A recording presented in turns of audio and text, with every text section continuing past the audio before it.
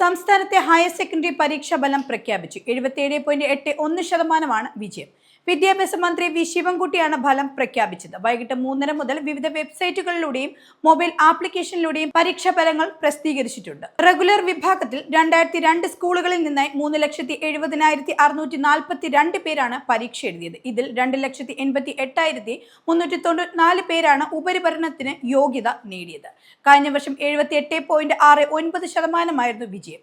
മുൻ വർഷത്തെ അപേക്ഷിച്ച് ഇത്തവണ വിജയ ശതമാനത്തിൽ 0.88% കുറവുള്ളതായി മന്ത്രി അറിയിച്ചു. 2012 88.08% വിജയ ശതമാനം.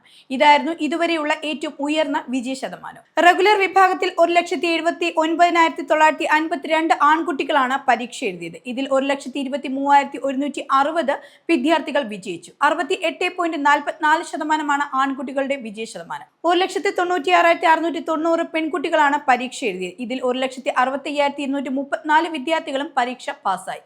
വിജയം 86.65%. ഏതെങ്കിലും പ്രതികൂല സാഹചര്യത്തിൽ ഉപരിപഠനത്തിന് യോഗ്യത നേടാൻ കഴിയാത്തവരും വിജയിച്ചവരിൽ ആവശ്യമെങ്കിൽ ഒരു വിഷയത്തിൽ മാർക്ക് മെച്ചപ്പെടുത്താൻ ആഗ്രഹിക്കുന്നവർക്കുമായി ജൂൺ 23 മുതൽ 27 വരെ സേ പരീക്ഷ നടത്തുമെന്ന് മന്ത്രി അറിയിച്ചിട്ടുണ്ട്.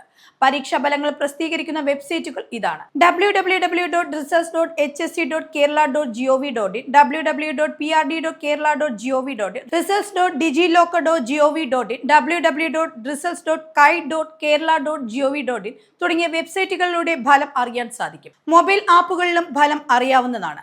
സഫലം 2025, I exams Kerala, PRD live തുടങ്ങിയവയാണ് ഈ ആപ്പുകൾ.